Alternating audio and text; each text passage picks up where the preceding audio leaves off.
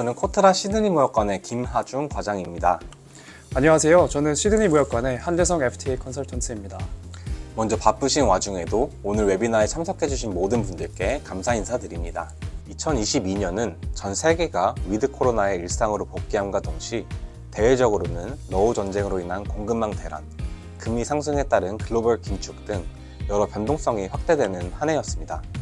호주의 경우 올해 5월 앤서니 알바니지 정부가 새로 출범하기도 했는데요. 이에 맞춰 오늘의 웨비나는 2023년 호주 진출을 희망하는 국내 기업분들에게 관련된 최신 정보를 제공드리고자 마련되었습니다. 오늘 웨비나에서는 호주 주요 정부 부처 및 유관기관 초청 연사분들을 모시고 2023년 호주 경제지표 전망, 주요 정책 변화, 주정부별 유망산업, 수출 유망 품목, 그리고 한호 수입 규제 매뉴얼 순서로 발표가 진행될 예정입니다. 참고로 오늘 웨비나 영상은 저희 코트라 시드니 유튜브 채널에도 업로드될 예정이니 이번 웨비나에서 놓친 부분들이 있으시면 업로드될 영상을 참고하시면 감사하겠습니다. 먼저 오늘 웨비나를 시작하기에 앞서 주요 내외빈 인사분들의 개회사, 환영사, 기조연설이 있겠습니다. 먼저 주 호주 대사관 강정식 대사님의 개회사가 있겠습니다.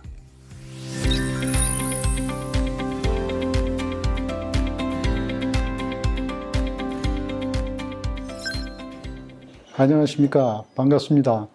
오늘 2023년 주목해야 할 호주 유망 분야를 주제로 한 웨비나에 참석해 주신 여러분들 모두를 환영합니다. 금일 웨비나에서는 호주의 거시경제, 노동, 투자, 무역 등 주요 정책은 물론 주 정부별 유망 산업 등이 폭넓게 소개될 예정이며 호주의 연방 및 주정부 관계자들은 물론 전문가들께서 분야별로 발표할 예정입니다.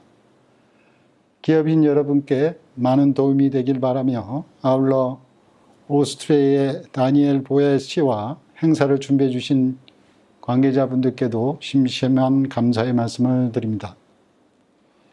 양국 경제인 여러분, 한국과 호주는 민주주의와 인권, 시장 경제 등 기본 가치를 공유한 우방국으로 1961년 수교 이래 정치, 경제, 문화, 인적 교류 등 폭넓은 분야에서 우호 협력 관계를 꾸준히 확대 발전시켜 왔습니다.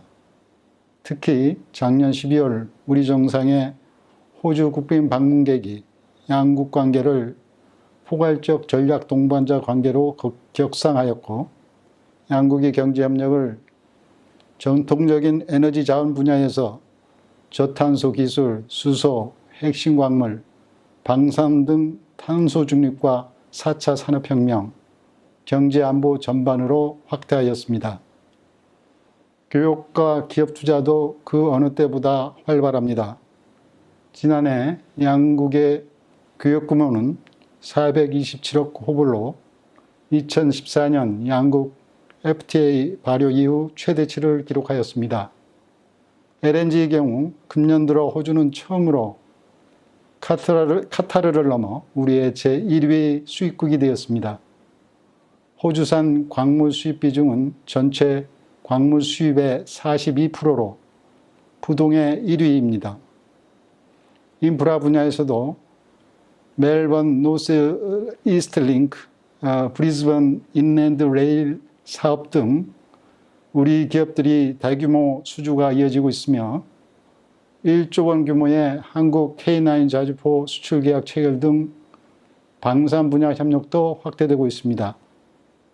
양국 경제인 여러분, 전 세계는 지금 공급망, 저성장, 기후위기에 직면해 있습니다. 특히 첨단 제조업과 수출 산업 비중이 큰 우리에게는 우크라이나 사태로 악화된 원자재의 안정적인 공급망 확보는 최우선 과제입니다. 최근의 인플레이션 상승은 저성장을 겪고 있는 세계 경제를 더욱 어렵게 하고 있으며 기후변화는 기업 활동 전반에서 근본적인 변화와 혁신을 요구하고 있습니다. 이러한 미중류의 복합 위기를 극복하기 위해 자유, 민주주의 시장 경제 가치를 공유하는 우방국들은 경제안보 협력을 더욱 강화하고 있습니다. 한국과 호주 또한 핵심 광물, 수소, 재생에너지, 인프라, 방산 등 분야에서 경제안보 협력을 가속화하고 있습니다. 올해 출범한 호주 노동당 정부는 청정에너지 및 핵심 광물, 제조업 역량 강화, 인프라 확충 등에 집중 투자하여 일자리를 창출하고 경제를 성장시킨다는 계획입니다. 얼마 전 발표한 하나 약 590조 원 규모의 호주 연방 예산안에도 이를 우선 투자 분야로 선정한 바 있습니다. 우리 기업들이 관련 대호주 투자도 확대되고 있습니다. 배터리 광물 분야에서만 작년 이후 10여 건 이상의 새로운 협력 사업이, 수소 분야에서도 10건이 넘는 구체적인 투자가 진행 중입니다. 방산과 인프라 분야에서도 호주는 전략 진출 지역으로 부상했습니다. 양국 경제인 여러분, 양국의 관계는 그 어느 때보다도 좋습니다. 다만 기업 관점에서는 호주가 아직 낯설은 시장이 있을 것입니다. 호주 진출에 필요한 노동, 투자 관련 제도, 진출 희망 지역의 제반 여건 등에 대해 궁금증도 크실 것입니다. 모쪼록 오늘 웨비나가 이러한 궁금증을 해소하고 성공적인 사업을 추진하는 데 도움이 되시기를 진심으로 기원합니다. 감사합니다. 다음은 코트라 경제통상협력본부의 김태호 본부장님의 환영사가 있겠습니다.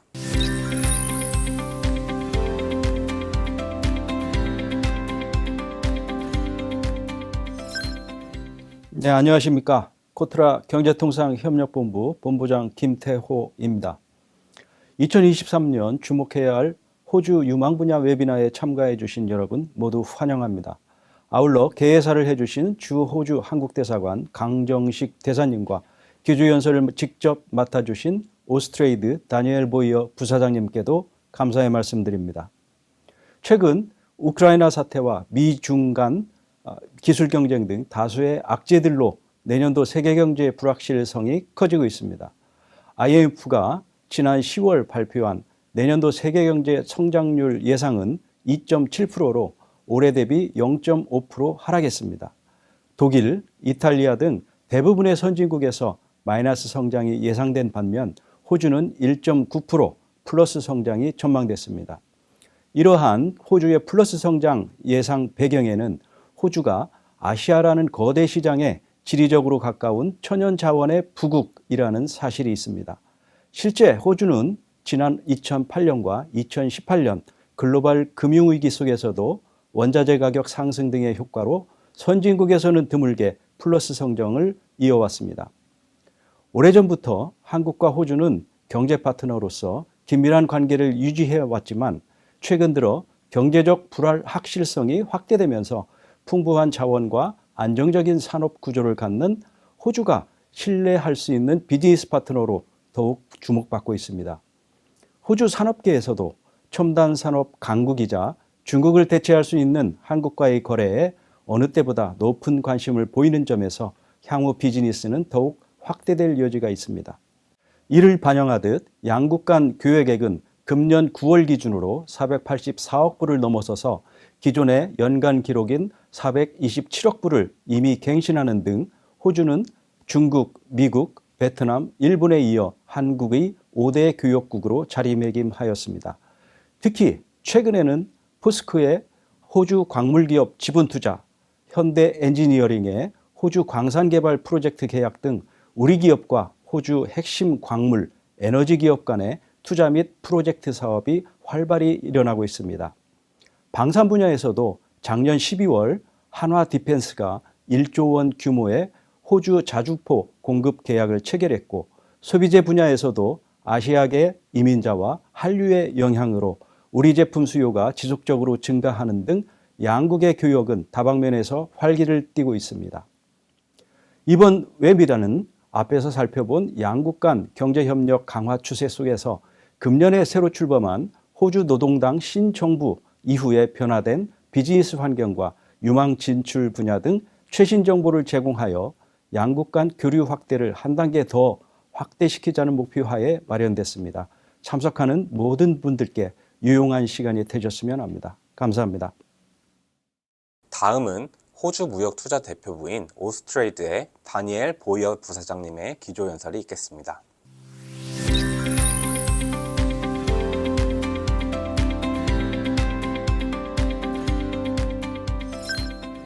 I'm Daniel Boyer, the Deputy CEO for Trade and Investment at the Australian Trade and Investment Commission. I'd like to begin by acknowledging the traditional custodians of the land on which I'm speaking from, the Ngunnawal people, and pay my respects to them, their elders past and present. Thank you so much to KOTRA for your leadership in hosting this important initiative to promote and highlight strategic investment opportunities in Australia for Korean businesses. On behalf of Austrade, I'd like to welcome you all to today's Australia-Korea Investment webinar. Austrade is the Australian Government's lead agency in attracting productive foreign direct investment into the Australian economy in national priority sectors. Austrade's mission includes assisting international companies to identify productive investment opportunities in Australia. The services we provide include market research and sector insights, introductions to potential joint venture partners, and support for site visit programs for senior international executives. We work in close partnership with our colleagues in all of the state and territory governments. The Australian Government is committed to deepening our trade, investment and energy security engagement with Korea. Australia and Korea are long-standing and natural partners. Our bilateral relationship is underpinned by a shared vision for an open, prosperous and resilient Indo-Pacific region, with Korea being Australia's fourth largest two-way trading partner. I've recently visited Seoul and saw firsthand the dynamic nature of Korean companies and its economy. I had the opportunity to not only meet with KOTRA in Korea, but also meet with leading Korean businesses across e-commerce, food and beverage, energy supply and renewables. What I experienced during my visit was that Korea-Australia business relationships are going from strength to strength. We have unique and valuable opportunities to grow and support each other in our global business strategies. Senator the Honourable Don Farrell, Minister for Trade and Tourism and Special Minister for State, also travelled to Korea last month, accompanied by Austrade's CEO Xavier Simonet. They met with key government and industry leaders to explore the significant potential to grow and diversify trade and investment in the food and beverage, education, renewable energy and critical minerals sectors. They also participated in a critical minerals industry roundtable with Australian businesses and Korea's Minister for Trade, Industry and Energy, Lee Chang-young, with a focus on strengthening and securing our bilateral supply chains. Korea is also a key partner for Australia in supporting the decarbonisation of the global economy. The Korean government's commitment to net zero carbon emissions by 2050 and plans to develop a hydrogen economy present significant investment opportunities with Australia. Opportunities exist for supply and collaboration, especially in carbon neutral LNG and low emissions technologies, including hydrogen, low emissions steel and iron ore, clean fuel ammonia, batteries, and carbon capture, utilisation and storage. Australia has rich deposits of critical minerals, including rare earths, lithium, graphite, vanadium, nickel and cobalt. Opportunities exist in securely supplying Korea's high-tech advanced semiconductor and electric vehicle battery manufacturing sector with critical minerals.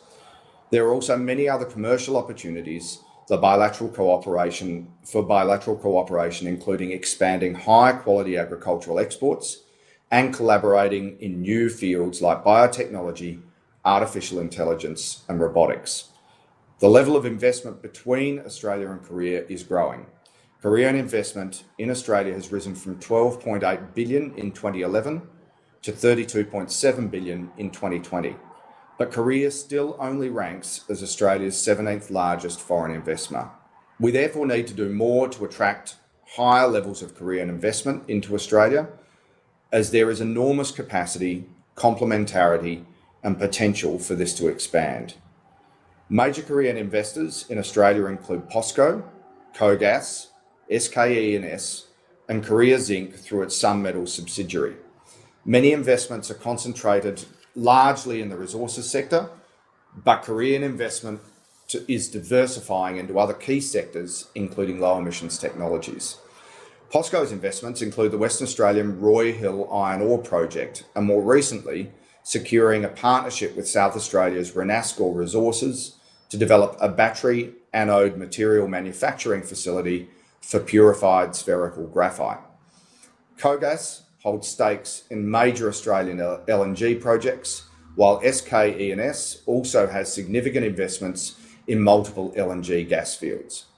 Sun Metals established a major zinc refinery in Queensland in 1996. In 2018, the company invested in a $200 million, 124 megawatt solar wind farm next to its zinc refinery, becoming one of the first major energy users to source some electricity demand from renewables.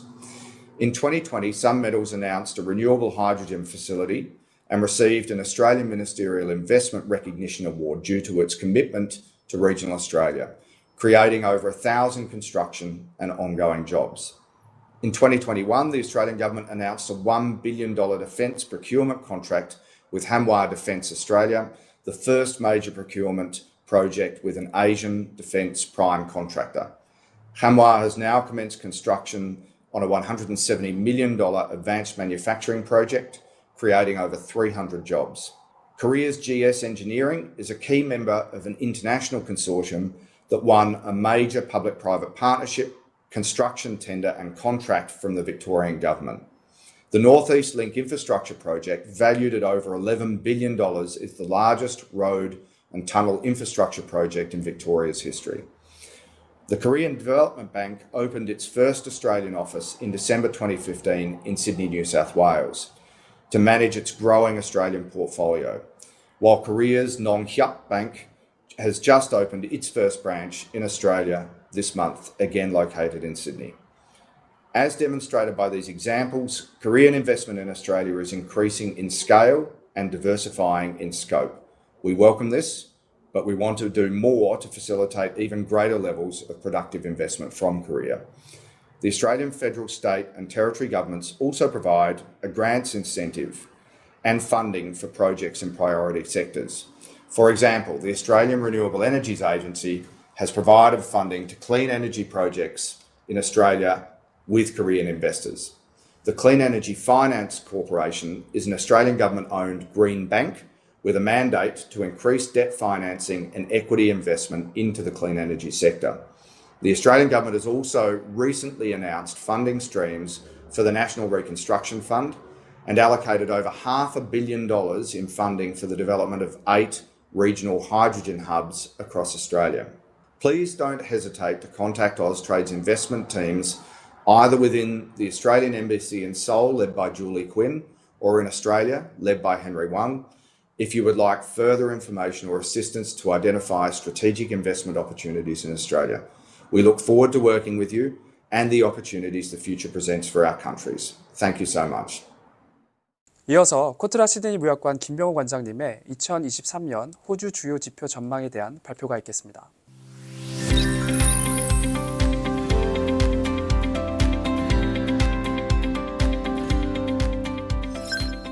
안녕하십니까. 코트라 시드니 무역관 관장 김병호입니다.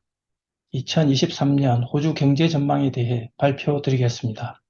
2023년 호주 경제 성장률은 1.5%로 올해 예상치 3.5%보다 하락할 것으로 전망됩니다. 전 세계 다른 국가와 마찬가지로 호주도 높은 인플레이션과 연이은 금리 인상으로 어려움을 겪고 있습니다. 일부 선진국들은 내년 마이너스 성장이 예상되나 호주는 1.5%의 플러스 성장이 전망됩니다. 10월 현재 호주 물가 상승률은 6.1%입니다. 정부의 확장적 재정 정책으로 올해 12월에는 1990년 이후 최고 수준인 7.7% 이상 상승할 것으로 보입니다. 그러나 내년에는 3% 수준까지 떨어질 것으로 예상됩니다. 10월 현재 호주 실업률은 3.5%로 48년 만에 최저치를 기록했습니다. 올해 호주의 연평균 실업률은 3.7%로 예상되며 2023년에는 약간 상승하여 4%대를 유지할 것으로 전망됩니다. 지난 4월 0.1%의 역대 최저 기준금리를 유지했던 호주는 인플레이션 타기를 위해 지난 5월부터 매월 금리 인상을 단행하고 있습니다. 11월 현재 호주의 기준금리는 2.85%이며 내년에는 연평균 3.6%까지 상승할 것으로 예상됩니다. 호주 달러도 올해 약세가 지속되고 있으며 지난 10월 중순에는 US 달러 대비 1.61 호주 달러까지 하락하는 모습을 보였습니다. 미 달러 강세 기조가 내년에도 이어질 것으로 전망되며 2023년 호주 달러는 연평균 1.45 호주 달러의 약세를 이어갈 것으로 예측됩니다. 다음은 호주 무역 전망입니다. 2018년부터 호주의 연간 총 교육액은 4,600억 달러 이상으로 무역수지 흑자를 계속 유지해 왔습니다. 특히 팬데믹 이후 글로벌 원자재 수요 급증에 따른 가격 상승으로 올해는 6천억 달러의 기록적인 교육 규모를 달성할 것으로 예상됩니다. 내년에도 우크라이나 러시아 분쟁, 중국발 글로벌 공급망 불안 지속으로 호주 자원에 대한 수요 증가로 교육 규모는 더욱더 확대될 것으로 전망됩니다. 한국은 중국, 일본, 미국에 이은 호주의 제4위 교육국으로 2022년 9월 기준 한호 교육액은 485억 달러입니다. 이는 역대 최대 수준이며 RCEP 등의 영향으로 2022년 교육 규모는 647억 달러까지 증가할 것으로 기대됩니다. 호주 통계청은 매년 5월 전년도 외국인 직접 투자 통계를 발표합니다. 올해 5월 발표된 21년 호주 FDI 현황을 보면 2021년 누계 기준 호주의 총 외국인 직접 투자 규모는 1조 호주 달러로 전년 대비 2.9% 상승했습니다. 산업별 외국인 직접 투자 비율은 광업이 34%로 가장 많으며 부동산 12.9%, 금융 및 보험 11.6%, 그리고 제조 11% 순입니다. 광업, 제조, 물류 및 건설 부분은 전년 대비 소폭 하락했으나 건설업을 제외한 모든 산업에서 최근 5년 내 호주 투자는 증가세를 보이고 있습니다. 이상 발표를 마치겠습니다. 감사합니다. 다음은 호주 주요 정책 변화에 대해 살펴보겠습니다. 베이커 맥켄지의 톰 핸들슨 변호사가 2023년 투자 진출 시 유의사항에 대해 발표해 주실 예정이며, 이어서 H&H 로이얼스의 홍경일 변호사님께서 2023년 달라지는 호주 노동법에 대해 발표해 주시겠습니다.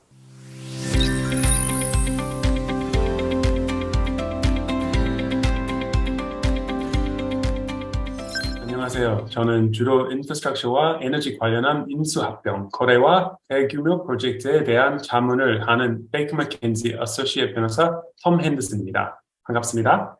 오늘 이 자리를 빌어 여러분들께 없었으면 좋았겠지만 호주에 투자하려면 어쩔 수 없이 꼭 알고 계셔야 하는 FIRB 체계에 대해 말씀드리도록 하겠습니다. 해외 투자 심사위원회는 줄여서 FIRB이라고 합니다. 재무부는 해외 투자 거래를 제한하거나 다 마친 거래를 무효시킬 수 있는 권한이 있고, 해외 투자 거래를 허가한다 해도 승인 조건화할 권리가 있습니다. 이 슬라이드는 간단히 4가지의 액션들이 요약하는 슬라이드입니다. 간단히 얘기하려면 왼쪽은 신청을 하고 허가를 꼭 받아야 하는 액션들이고요. 오른쪽은 자발적으로 신청을 가능하고 신청 안 하면 10년 동안 자발적으로 FIRB가 그 거래를 다시 없는 것처럼 무효를 시킬 수 있는 액션들입니다. 자, 그러면 foreign persons이라는 개념이 있는데 당연히 호주 국적 아닌 개인이 해당되고, 다음 슬라이드에 해외 국가의 정보에 대해서 더 말씀드릴 거예요. 그래서 우선 회사가 foreign person인지는 어떻게 압니까? 회사나 신탁이나 합자 회사인데 20%의 지분은 호주 국적이 아닌 외국인, 아니면 해외 회사 플러스 자회사가 가지고 있거나 여러 개의 다른 서로 관계없는 해외 회사가 40%를 가지고 있으면 foreign person으로 간주됩니다. Foreign Government Investor라는 FGI가 아주 중요한 개념입니다. FGI는 모든 정부기관, 액수 상관없이 회사의 지분 10% 이상을 인수할 때는 FIRB의 승인을 받아야 합니다. 또한 개인 회사이지만 방금 말씀드린 정부기관들 중 회사의 20% 이상의 지분을 가지고 있거나 같은 나라의 여러 개의 정부기관의 지분을 총 20%가 넘으면 FGI로 간주됩니다. 그리고 마지막은 여러 다른 나라의 정부기관의 지분이 총 40%가 넘으면 FGI로 간주되는데요. 이 부분 또한 주의하셔야 할 부분은 해당 개인 회사의 지분을 가지고 있는 다른 국가의 정부기관의 유무를 잘 확인하셔야 하는데 확인하기가 쉬운 일이 아닙니다.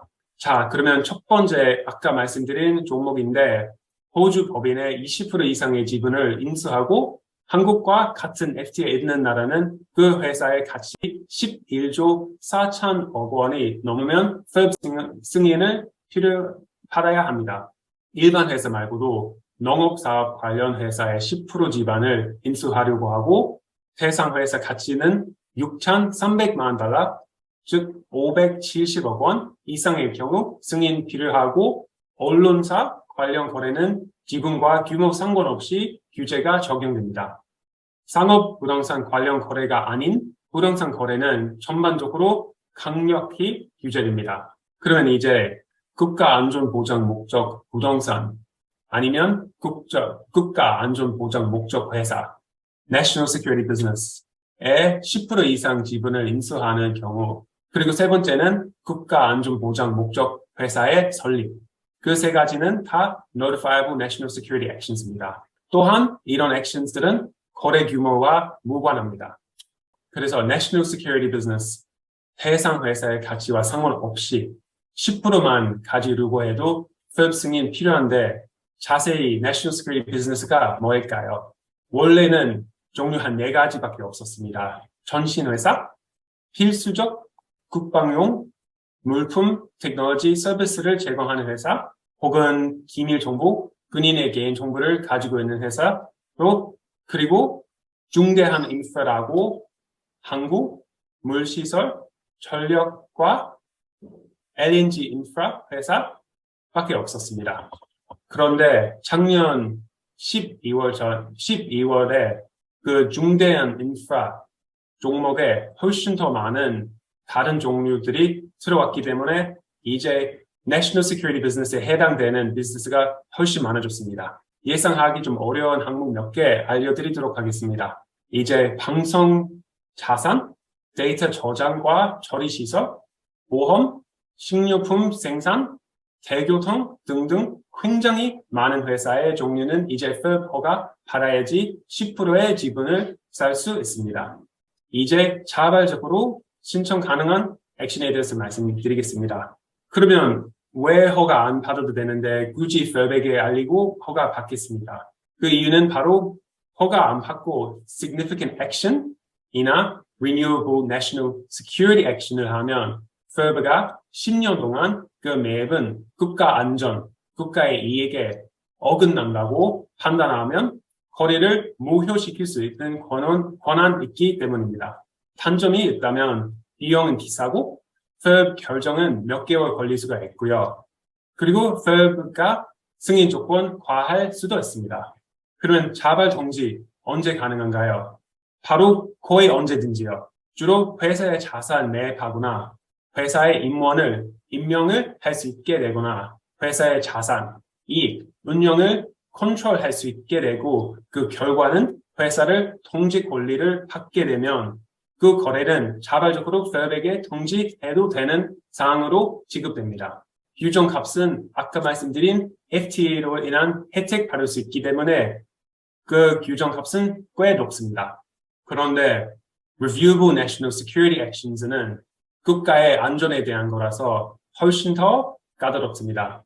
직접 10% 이상의 지분을 매입 아니면 어떠한 방법으로든 회사에 영향을 미치는 다른 매입, 계약 모두 포함됩니다. 호주 회사의 설립도 되고 호주 부동산의 매입 모두 포함이 됩니다. 그래서 보시다시피 굉장히 높고 거의 모든 행위가 들어가 있는 엄청 넓은 범위이라고 할 수 있습니다. 그래서 이제 4가지 액션의 특징에 대해서 설명드렸습니다. 위쪽 국가의 이익 기준 액션은 규정값은 웬만하면 높고 아래 국가 안전보장 기준 액션들은 규정값은 낮고 범위가 넓습니다. 그리고 왼쪽 오렌지 색깔 2개는 필수적 정지 의무가 있고 오른쪽 파란색 자발 정지는 가능합니다. 위험성이 낮은 거래들은 정지를 하지 않는 것이 대부분이지만 각 상황에 따라 옳은 결정을 하셔야 합니다. 마지막으로는 FIR 비용은 원래 비쌌고 호주의 레이버 정부가 올해 당선되고 7월 말에 FIR 비용 2배로 인상시킨다고 선거 약속을 지켰습니다. 그래서 이제 FIR 비용 모두 다 2배로 바꿨습니다. 제일 큰 거래, 즉 20억 달러, 1조 8천억 원의 가치가 있는 거래는 호주 달러 100만 불의 비용, 100만 불 부과됩니다. 엄청난 비용입니다. 거래의 유형과 가치에 따라 비용이 달라질 수 있습니다. FIR 비용은 신청비라서 허가를 받지 못하거나 거래에 연결되지 않는 경우에도 환불이 불가능합니다. 계약서는 FIR 선임 조건이 들어가면 FIR 허가 받기 전에 재결 가능하고 많은 바이어들은 협상력이 있으면 FIR 선임 조건을 계약서에 추가하려고 합니다. FIR는 경쟁적인 응찰 과정에 여러 개의 바이어들은 다 미리 FIR 비용 내고 한 바에만 이기면 나머지 그 쓴 돈을 포기해야 하는 것은 FIR의 의도가 아니며 다른 바이어들에게 부당한 결과라고 말했습니다. 그래서 경쟁적인 응찰 과정에 FIR 신청을 하였지만 실패한 경우 24개월 안에 다른 FIR 신청에 그 비용을 다시 사용해도 되는 제도가 생겼습니다. 그런데 주의사항은 그 비용은 한 번에 다 써야 되고 안 쓴 금액은 상실됩니다. 또는 24개월 안에 못 쓰면 다 상실됩니다. 그래서 생각보다 이 새로 생긴 제도 쓸 경우 많이 보지는 못했습니다. 지금까지는. 혹시 오늘 설명드린 내용에 관련하여 추가적으로 문의하고 싶으신 게 있으시다면 화면에 보이시는 연락처로 언제든지 연락 주시기 바랍니다. 또한 저와 루카스 페나스님이 12월에 한국에 방문할 예정이니 직접 만나실 분이 계시면 연락 주시기 바랍니다. 감사합니다.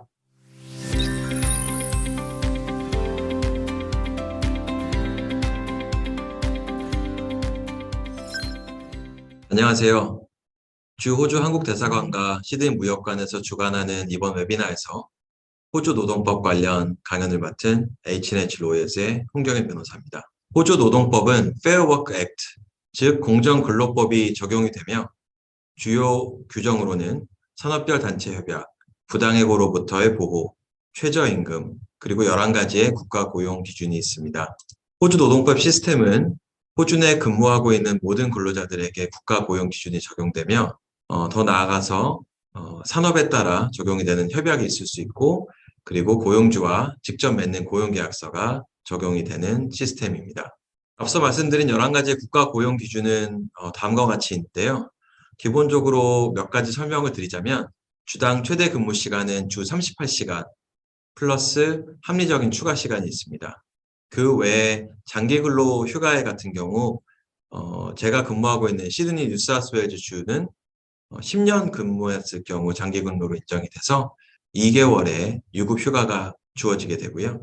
그리고 그 비정규직으로 캐주얼로 일하는 직원들의 경우 회사 사이즈에 따라 6개월이나 12개월 이상 근무했을 경우 정규직 전환으로 요구가 가능하고요. 고용주 입장에서도 정규직 전환 제의를 해야 되는 의무가 있을 수 있습니다. 그리고 국가 고용 기준에 따라서 해고 시 최소 통보 기간이 정해져 있고요. 정리 해고 또한 지급이 되어야 하는 퇴직금 금액이 나와 있으니 이 점 유의하셔야 합니다. 그리고 마지막으로 Fair Work Information Statement라고 하여 공정근로법의 기본적인 내용과 지금 앞서 설명드린 국가 고용 기준이 나와 있는 문서를 직원들에게 고용 시작 시 전달을 하셔야 되는 의무가 있습니다. 그리고 산업별 단체 협약의 경우 근로자들이 종사하는 산업이나 직종에 따라 다르게 적용이 되고요. 기본적으로 흔히 사용되는 어워드는 협약은 사무직, 세일즈 판매업, 운송 배송, 일반 소매업, 건설업 등이 있습니다. 따라서 호주 진출 시 어떤 산업별 단체 협약이 적용되시는지 꼭 아시고 인지하시는 게 굉장히 중요합니다. 그리고 고용 형태의 경우 풀타임, 파트타임, 그리고 캐주얼 이렇게 3가지로 크게 나눠져 있습니다. 풀타임의 경우는 주 평균 38시간 이상 일하는 직원들이 풀타임 근로자고요. 실제 근무 시간은 고용주와 고용인의 계약이나 산업별 협약에 따라 결정이 됩니다. 파타임 직원들의 경우 정해진 스케줄에 따라 근무는 하지만 주 평균 38시간 미만이라는 직원들을 파타임이라고 불리고요. 풀타임 직원들과 마찬가지로 동일한 혜택을 받되 일하는 시간에 따라 38시간 기준에 따라 비례하는 혜택을 받게 됩니다. 그리고 마지막으로 캐주얼 임플로이가 있는데요. 캐주얼 임플로이들의 경우 일정한 스케줄이 없고 또한 보장된 근무 시간이 없어서 불규칙한 스케줄로 근무하는 직원들을 임시직, 즉 캐주얼 임플로이라고 하고요. 근로계약서나 협약에 따로 등록이 없을 경우에는 사전 통보 없이 바로 고용 종료가 가능합니다. 근로계약서나 산업별 단체 협약에 다른 내용이 없다면 사전 통보 없이 고용 종료가 가능합니다. 그리고 풀타임이나 파타임 같은 직원들이 받는 혜택을 받지 못하는데요. 그렇기 때문에 캐주얼 임플로이들의 경우 시간당 급여율이 더 높게 적용되고요.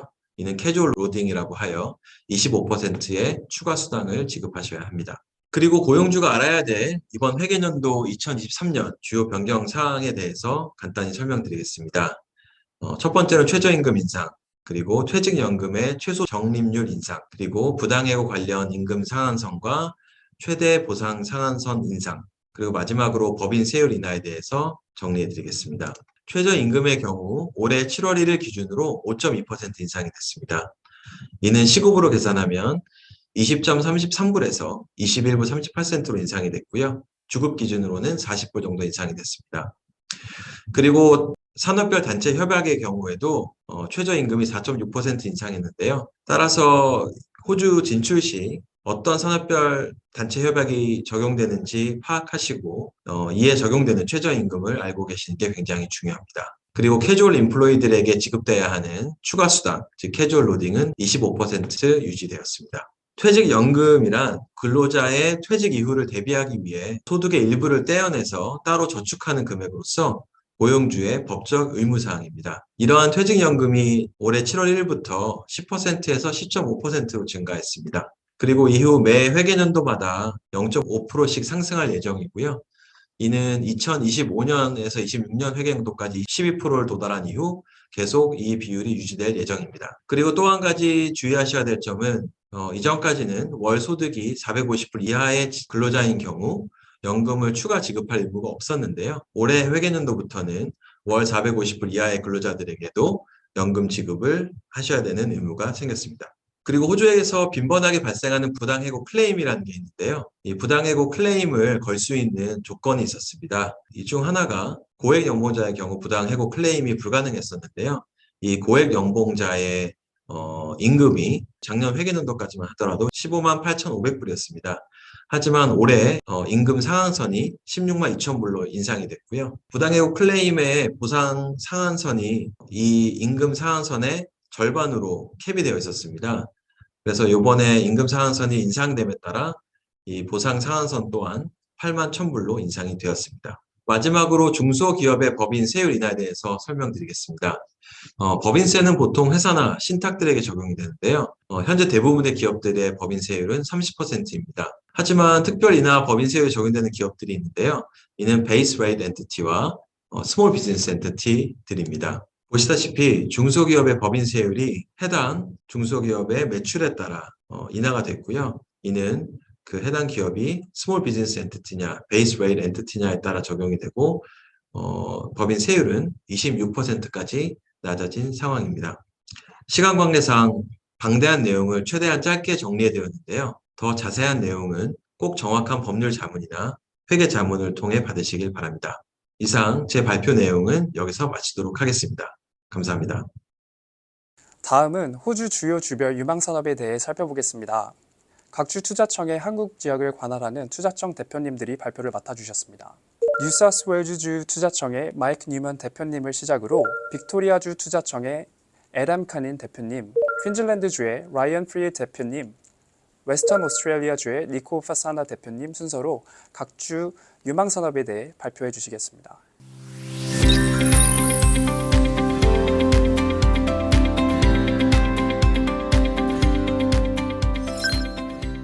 안녕하세요. My name is Mike Newman. I am the Senior Trade and Investment Commissioner North Asia for Investment New South Wales, the commercial arm of the New South Wales government. Today, I've been asked to talk about the priority sectors around technology within New South Wales. As some of you may be aware, Australia is a globally integrated economy with proximity to Asia and a focus on high growth technology. Our financial services is a global hub with significant investment in technology. Our economy is larger than Singapore, Hong Kong, and Malaysia.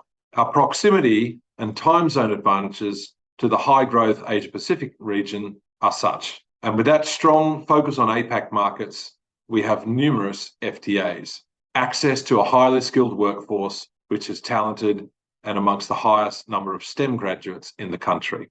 Strong tech ecosystem for R&D and innovation. So as a snapshot, Australia is the 20th largest country in the world by GDP, top 10 in terms of largest international tourist spend, has had 28 years of consecutive annual economic growth, second wealthiest nation by median wealth per adult, the largest pool of investment funds under management in the APAC region, and sixth in the world. First in inbound student mobility, and third with the highest number of universities in the world's top 100. For New South Wales, the picture is even better. New South Wales is Australia's largest state and has optimal outcomes to support your business. New South Wales has a $614 billion economy, the largest in Australia. It is home to the most STEM graduates in Australia, more than 100,000. It is home to the largest ICT industry and investment into digital infrastructure, and employs more people in the ICT industry than anywhere else in Australia. It's home to half of Australia's tech startups and also headquarters to global multinationals and tech ecosystems. New South Wales is the largest population with some 8.2 million people, the largest in the country, 1/3 of the entire population of Australia. For Sydney, there are key reasons why Sydney is the best place to establish and grow your tech business. First, we have a diverse, highly educated, skilled workforce. We have robust innovation. We have an ecosystem with strong track record of entrepreneurship. Third, we have a stable, growing and diversified economy. Fourth, we have a stable, deep, sophisticated investor-focused financial system. Fifth, we have a business-friendly operating environment. Sixth, transparent and stable governance environment. Seventh, we have a growing population in Sydney, projected to be 8 million by 2056. And last, home to majority of Australia's technology companies. When we look at Tech Central, Sydney is developing as a world-class technology hub. The vision is a place where world-class universities, ambitious startups, high-tech giants and the community collaborate to solve problems, socialise and spark ideas that change the world. Our goals are to have 250,000 square metres of floor space for tech firms. Of that, 50,000 square metres will be affordable workspace for startups and scale-ups. 25,000 additional innovation jobs will be created. 25,000 new students with a focus on STEM and life sciences, and 5 anchor tenant agreements signed in 2020. The focus of Tech Central will be technology and e-commerce, including cybertech, fintech, space, quantum, blockchain, AI, robotics, IoT, and e-health. Creative, including digital VFX and video games as well. To look at progress, Atlassian was confirmed as a key anchor tenant with 4,000 jobs to be created. Government funding of $48.2 million to activate the precinct and deliver affordable space for startups and scale-ups was put in place. We have signed MOUs with companies like NEC Corporation on smart city solutions. We will be the future hub of the state space industry and Sydney Quantum Academy. For the gaming sector, VR and AR can be applied to this area. In the gaming sector, the interactive game sector is one of the largest and fastest growing entertainment and media industries in the world. The global game industry value is now over $250 billion. Over half that sum is generated in the Asia Pacific, and half of gamers worldwide are also in APAC. The Interactive Game and Entertainment Association, IGEA, shows that the Australian gaming industry grew its revenue 29% since 2019, despite the effects of the pandemic. The Australian gaming sector is home to 1,245 full-time employees in the Australian game development studios in 2020. Income generated by these Australian game development studios in 2019-2020 was $185 million. There are over 390 Australian game studios, and New South Wales has over 18% and is growing. The Australian market is recognised for its creative and technical talent, and we have a workforce which is highly skilled, made up of programmers, artists, management, admin, and marketing professionals, with 67% of studios planning to hire new staff in 2020-21. Australians have spent more than $4 billion on video games and gaming hardware, which is more than on films, streaming services, pay TV, milk, and books. As you can see, here is a good list of the number of companies that are involved in our virtual and augmented reality ecosystem. Many global brand names you can see, and we also would like to point out the high number of New South Wales universities, such as the University of Sydney, Macquarie, UTS, University of Newcastle, University of New South Wales, and CSIRO as examples of also the commitment from the education sector to really feed the augmented reality ecosystem. We also have a very strong ecosystem for growth and innovation. And with our Sydney Startup Hub, we are the largest startup hub in the Southern Hemisphere. We have over a desk space for over 2,500 people, a landing pad which provides support for regional entrepreneurs, over 11 floors with collaborative workplaces. Sydney is the startup capital of Australia, home to almost 50% of startups and more than 2,000 active technology startups. R&D and innovation, as we mentioned earlier, is at the top of this. New South Wales has top university research and development capabilities for innovative technologies. The universities listed below are across a variety of areas with lots of capabilities to help advance this technological innovation. When sourcing talent, New South Wales is highly skilled at attracting it. New South Wales has become the home to the most graduates in the creative arts than any other state, with over 7,500 graduates for the last 3 years. We have the largest pool of skilled ICT workers, more than 107,000, in occupations such as software, programming, computer networking, web development, and ICT management. We are home to 3 of Australia's highest ranked research universities, the University of Sydney, University of New South Wales, and UTS. We have the largest STEM talent pool in Australia, more than 100,000 STEM enrolments and over 60,000 STEM graduates from these universities. Increasing numbers in enrolments each year in science, IT, engineering, and related technologies, including design-related fields. We've also had lots of government support and incentives for the gaming sector over the years. One which closed last year was the Jobs Plus program, a $250 million fund to support companies with payroll tax relief, enabling infrastructure, training, and Jobs Plus concierge service to help drive innovation within our precinct. New South Wales State PDV incentive, a 10% rebate extended to the gaming sector. In Tech Central, supporting your expansion, there are site options for potential new office locations with access to the best talent and digital creative ecosystem. These talent and training programs are there to support your talent needs, assisting with you with tailoring, skilling the workforce development programs together with the Department of Education and Training. We also provide visa support, supporting your access to talent, assisting you with bespoke visa support and pathways for highly skilled and talented individuals.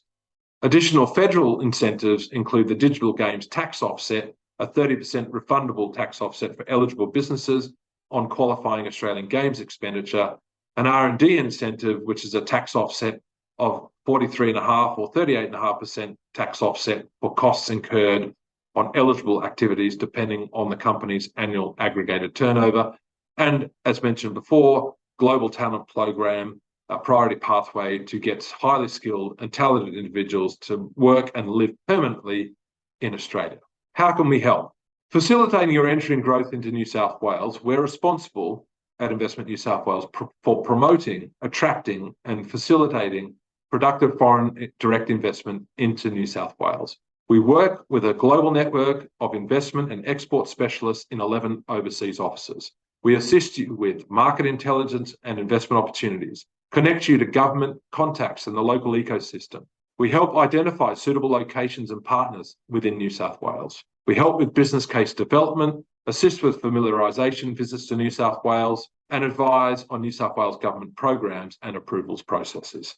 Our services to international companies are free and confidential. These are some of the Korean companies we have assisted to date. We have a lot of business with these companies, and a lot of them speak to the success of our programs to come to the New South Wales ecosystem in a whole variety of areas.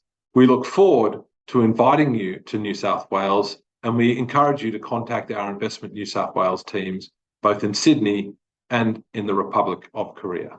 I'd like to thank you for your time, and please don't hesitate to reach out to Eugene Kim, our Director for engagement here at Investment New South Wales in South Korea. Once again, thank you so much for your time. We look forward to seeing you in New South Wales. 감사합니다.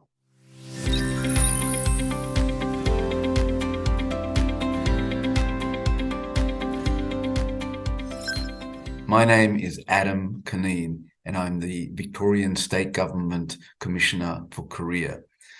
First of all, I'd like to thank KOTRA so much for this opportunity to speak about opportunities in the state of Victoria. And second, I'd like to say to you all that most opportunities in Australia are fantastic opportunities.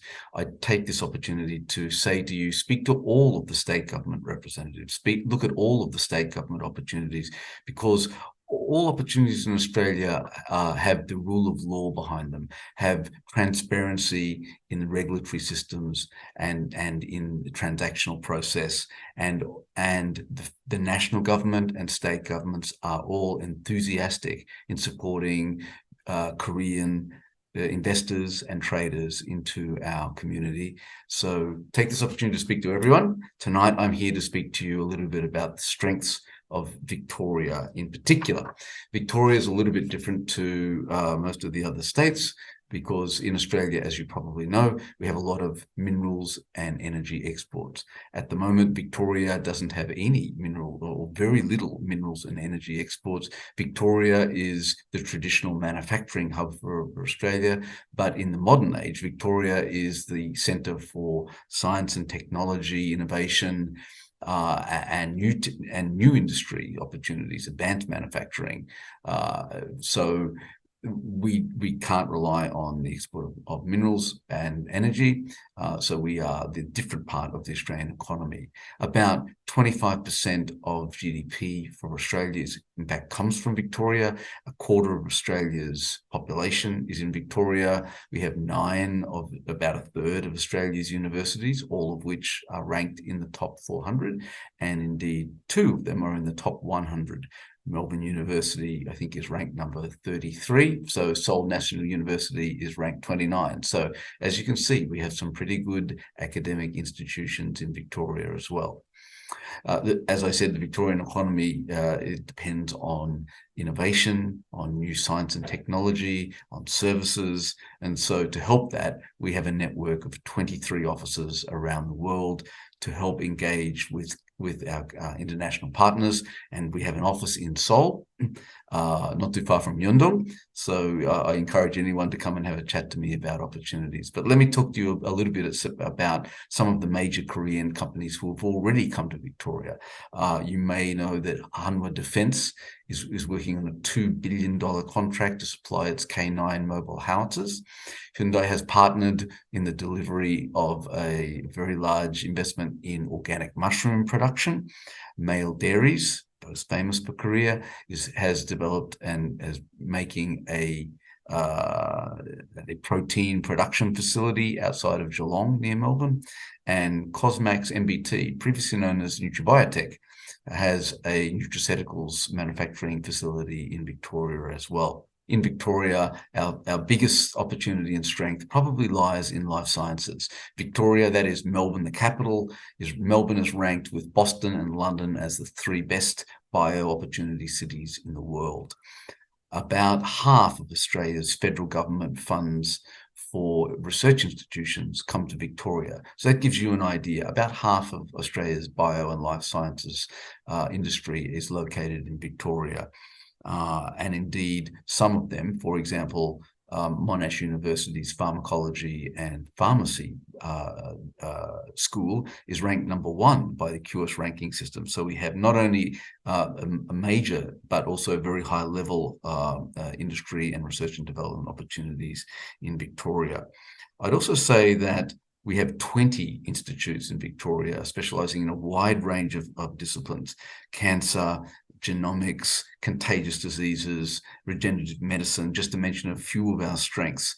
And I'd also tell you that the Korean Health Industry Development Institute, KIDI, has signed a MOU with mRNA Victoria, the Victorian government institution that is driving the development of commercialization and research and development opportunities in mRNA vaccine technologies. You might have even heard that both Moderna and BioNTech are establishing and will build production facilities for vaccines, mRNA vaccines in Victoria going forward. So a lot of opportunity for collaboration, both in research and development and in commercialization for life sciences. New energy, obviously, is the next and most interesting for investors and for traders at the moment. You may have heard that Victoria is the first jurisdiction in the world to export liquefied hydrogen on a large-scale basis. We've just finished a development test process, the hydrogen energy supply chain process, which has now proved that we can produce both hydrogen from brown coal, capture the hydrogen and sequester it, CCS, and export liquefied hydrogen. So this is a great breakthrough for preparing a platform in Victoria, some architecture, so that from now on, green hydrogen, blue hydrogen, and ammonia will have a platform to be exported from Victoria, and also Victoria will be consuming hydrogen on its own as well. There are projects around new energy, both offshore wind and solar, and you may know that Coelpo S-Power has invested in a solar power generation facility in Wodonga in Victoria as well. So a number of Korean companies already interested and working in the space, and we invite many more. In the short time remaining, I'd like to say we have a major infrastructure project pipeline, rail, road, hospitals, major projects, many of which are now dealt with in terms of procurement by PPP, and we're very interested, as was the case with GS Engineering, in speaking to Korean companies who want to participate in that procurement process and tender for major projects from both rail, road, and other infrastructure in Victoria. Victoria also is Australia's hub for agri-tech and food. You may know that table grapes from Australia almost all come from Victoria, 95%, and you see them in Korean supermarkets. But also Australian mainland cherries come from Victoria, and you'll see those in Korean supermarkets shortly too. And of course, citrus also comes from Victoria. We have many projects, many agricultural products that you can find in Korea, including our dairy as well. We're a major dairy exporter to Korea. But I would say that in terms of the future, there are a lot of agri-tech trials happening in Victoria. Victorian government actually has data about soil optimization, about crop optimization and management. And we're very happy to share that and also introduce you to partners in the farm community who may want to run a trial with you. So you speak to us about that. I said education is an opportunity in Victoria. We have 9 universities, all ranked in the top 400 of QS, and all have strengths across important areas of enabling technology, whether that's cyber, whether that's fintech, or whether that's AI. Some companies are coming to Victoria because we have so many qualified graduates and human resources. A recent company came to Victoria. It's an AI company. The first thing they wanted to do was to recruit 150 AI graduates. So we're working closely with them so that they can grow as quickly as possible. So that, establishing a base in Australia for export and for engagement with the American and European markets. The other thing I'd like to say about Victoria is that you are, as a trader and as an investor, very welcome here. What we will do is concierge your inquiries. We have, like most jurisdictions, we have grant money to help you with the startup risk. We have perhaps assistance with salaries for research and development officers. We have debit tools and credit tools. We have funds available, and something very special. Victoria started a $2 billion breakthrough fund, which is a fund for innovation startups and new technology companies who want to establish in Victoria or partner in Victoria for development of their new technology. Because it's government funded, there's more interest in economic outcomes and less interest in a quick turnover. So the Breakthrough Fund is a truly unique tool to access for developing. So for investors, if you have companies that you want to scale up, you can bring them to Victoria and we'll help you scale up and then go from there to the world. But also for investors, there are a lot of new startups and new innovation opportunities and collaborations in Victoria. We'll also introduce you for direct investment opportunities, or if you would prefer, to be referred through another fund who might be able to do a fund-to-fund operation for you. So the new capital flows, we're certainly happy to assist you with traditional investments, whether they're corporate, whether they're fund, or whether they're individual companies.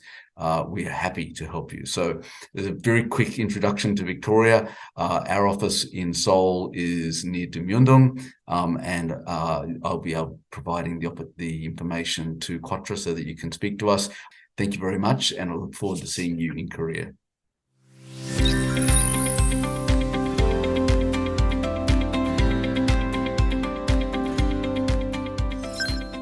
여러분 안녕하십니까? 퀸즐랜드 주정부 한국 대표부 라이언 프리어 대표입니다. 반갑습니다. Ladies and gentlemen, distinguished guests, good afternoon. I'd like to start by thanking and acknowledging the Korean Embassy Australia and KOTRA for the opportunity to present today. Today I will briefly present on Queensland's trade and investment relationship with Korea and prospective growth sectors for 2023. Trade and Investment Queensland is the Queensland State Government's dedicated agency for global trade and investment. We work closely with businesses and investors to maximise trade and investment opportunities across 17 international offices and 8 Queensland locations. We aim to help clients establish a sustainable business in international markets, and that involves support for strategy, partnering, market access, and of course, boots on the ground. Queensland has a dynamic and diverse economy supported by a pro-business government, sophisticated infrastructure, and a skilled workforce.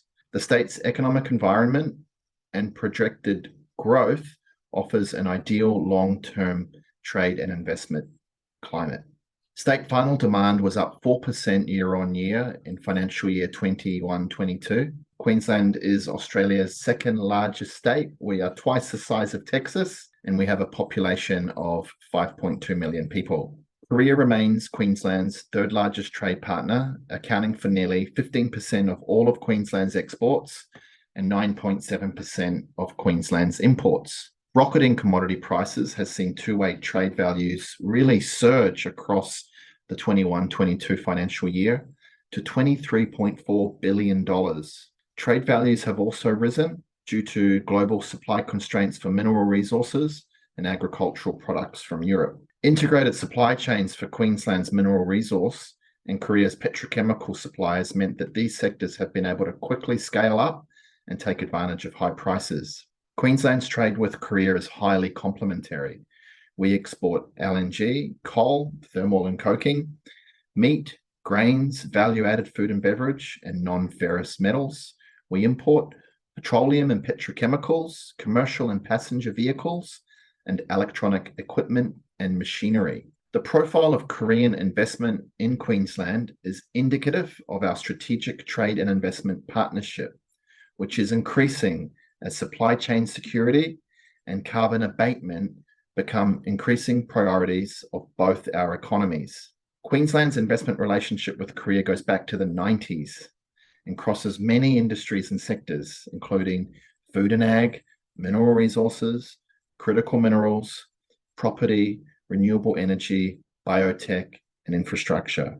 Key inward investment opportunities in Queensland now and into the future clearly align with the key investment drivers of Korean corporate and institutional investors. Before we look forward to 2023, I'd like to take the chance to recap a number of trade and investment highlights over the past 12 months. Korea is Bundaberg Brewed Drinks' largest export market. Bundaberg Brewed Drinks took out the Queensland Exporter of the Year award at last month's premiere of Queensland's Export Awards. Populous is the architectural designer for the Hanwha E&C-led consortia, announced as the preferred bidder for the Jamshil Sports Complex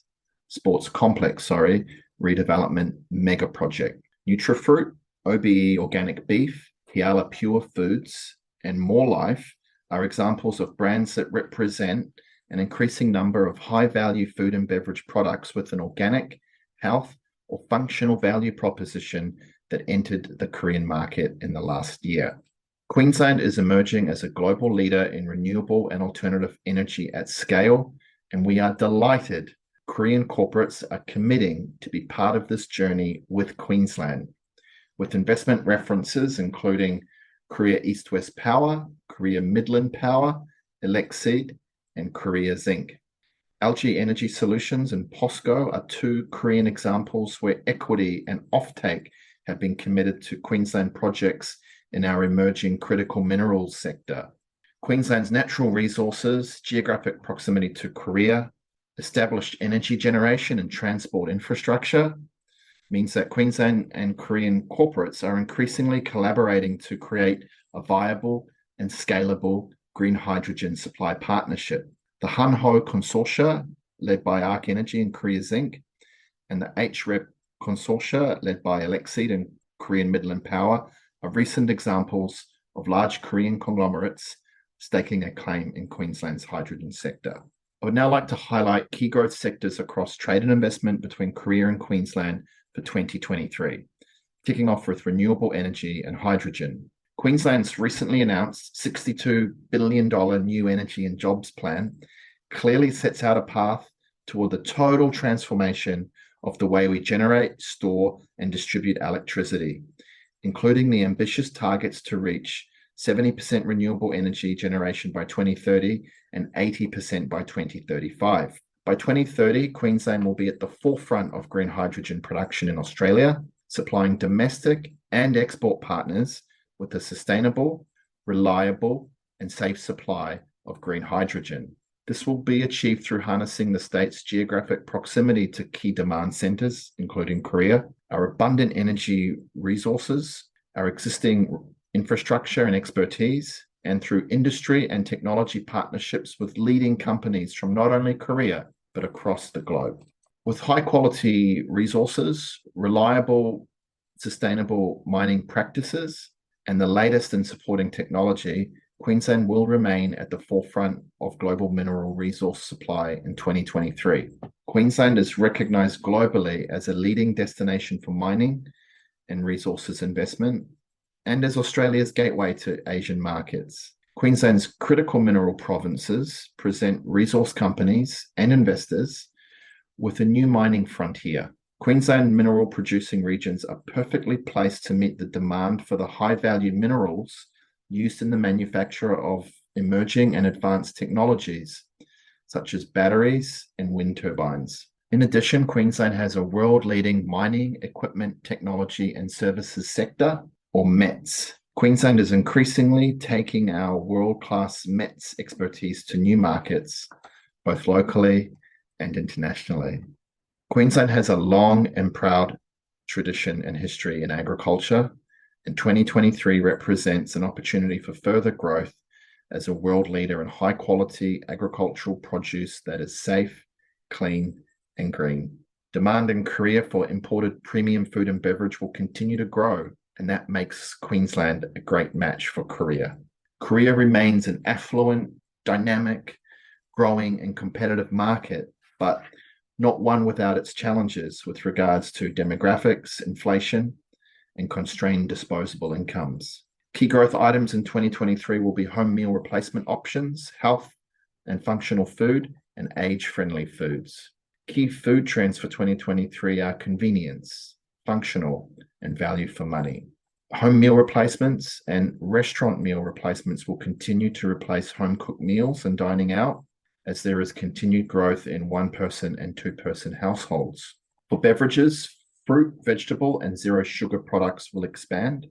Alternative food products, including plant-based protein and plant-based milk, will also continue to expand. Onto international education and training. Students from Korea make up Queensland's fifth largest source of international students. The majority of Korea's international students in Queensland are in the vocational education and training sector, or the VET sector. The VET sector is primed for growth as the school and university college sector in Korea becomes more active through short-term and long-term study programs. It is expected the rise of the US dollar against the Korean won will bring more opportunity to Australia and Queensland. COVID-19 brought Queensland international enrolments back to 2014-15 levels. We have work to do to bring those numbers back up. Direct flight connectivity will be critical for bringing Korean international students back to Queensland at pre-COVID levels. Finally, there are a number of emerging sectors where Queensland has existing and growing capability that I would like to tell you about, where we expect to see some wins in the Korea-Queensland trade and investment corridor across 2023, namely health and biomedicines, advanced manufacturing, defense and aerospace, as well as biofutures, or plant, waste, and clean energy-derived biofuels and bioplastics.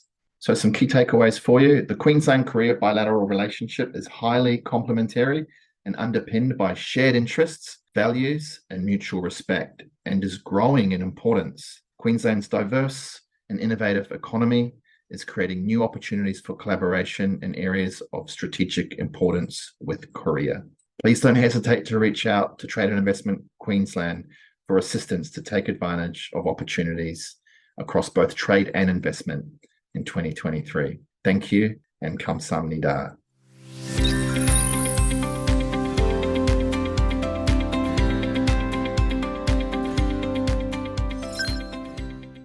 안녕하세요. My name is Nicole Fasana, Commissioner for Northeast Asia for the West Australian Government. I look after the Korean and Japan markets and look after a team of 12 across Northeast Asia and 3 offices, 2 in Japan and 1 in Seoul, South Korea. Western Australia is in a strategic global position.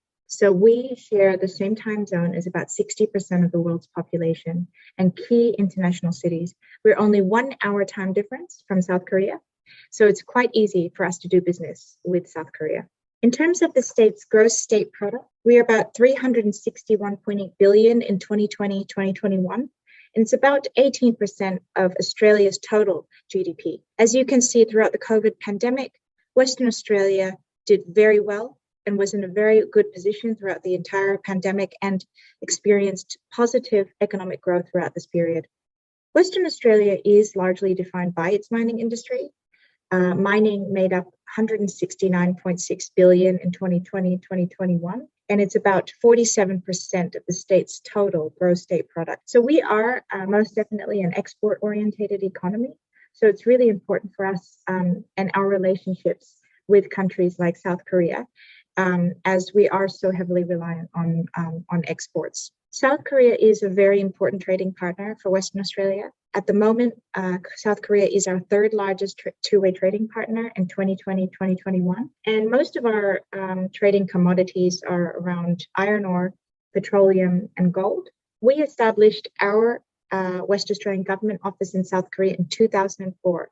So it's been a long time that the West Australian Government has considered South Korea as a highly important market. South Korea, as you can see, the exports have been growing each year to South Korea for Western Australia, and these are the main commodities.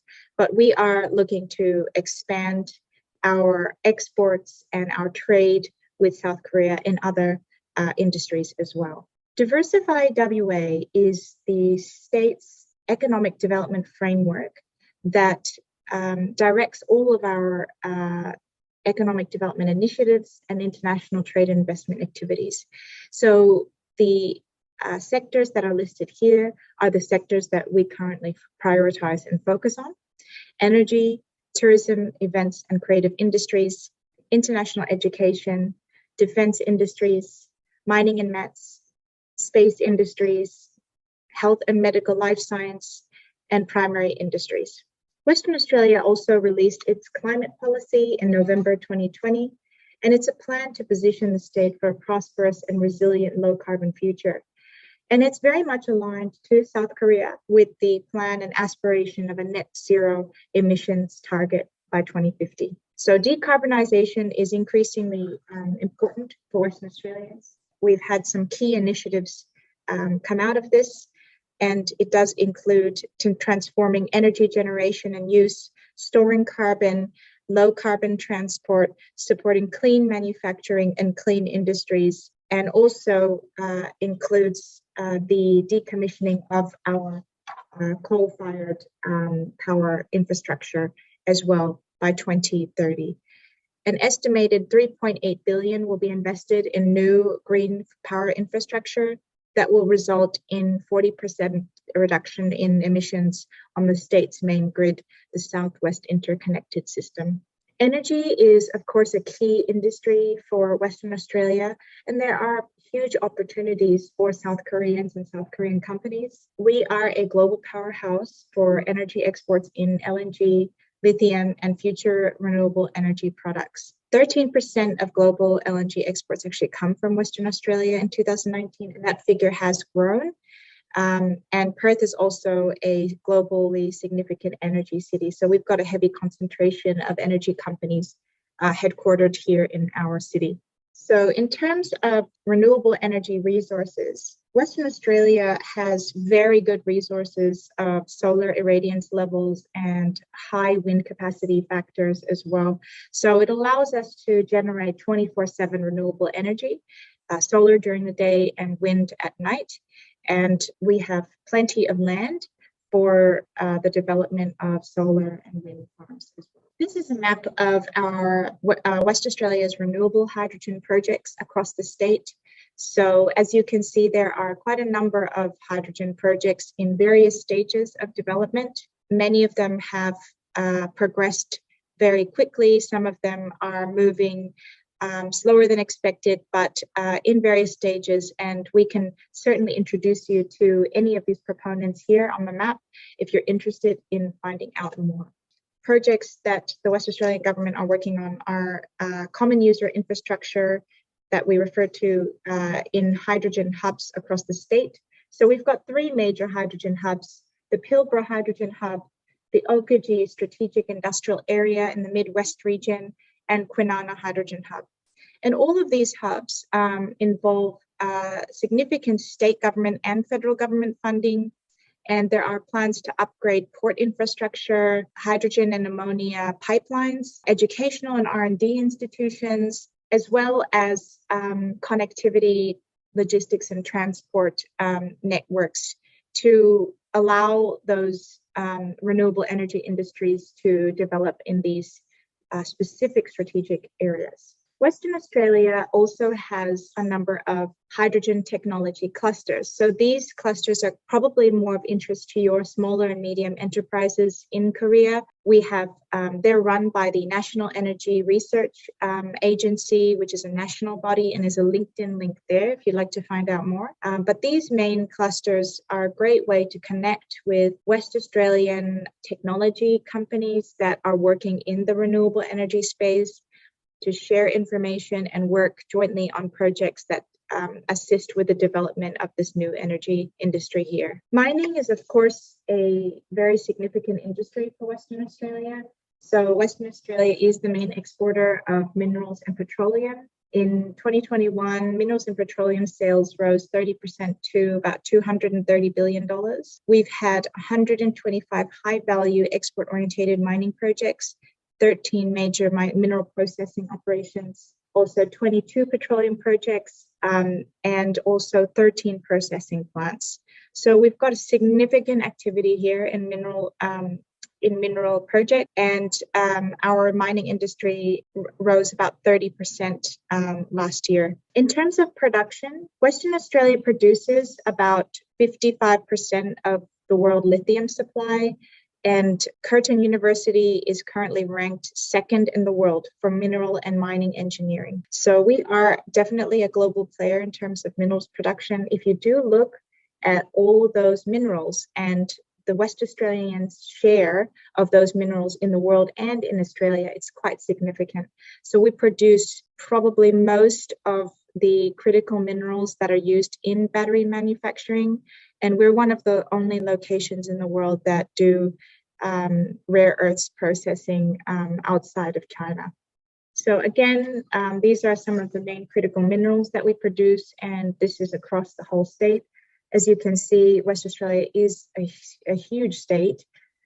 We have so many different types of resources and energy projects throughout various regions. We also have a future battery industry strategy in Western Australia, and that really focuses on not just our ability to obtain raw materials from the ground, but to then process these materials onshore. So at the moment, most of the processing of critical minerals is done closer to the battery manufacturers. But in Western Australia, we would like to do more processing. At the moment, we are currently processing lithium and nickel, but we would like to enter into the precursor and cathode active materials processing. And we really do need the assistance of South Korean companies to support that type of ambition. So that's the area of opportunity that we see for South Korean companies. Western Australia is also increasing our expenditure in exploration. So we understand that resources are highly important now, especially in this current global environment.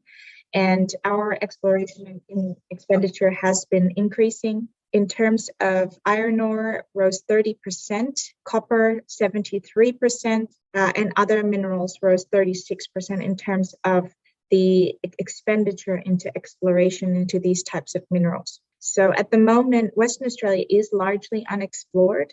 So there are plenty of opportunities out there and more minerals to yet be uncovered. So if you are interested in looking at investing or partnering with junior mining companies in Western Australia in a number of these exploration projects, we can certainly connect you. We can provide you with a list of projects that exist. Western Australia is also looking at creating its chemical manufacturing hub across various areas of the state.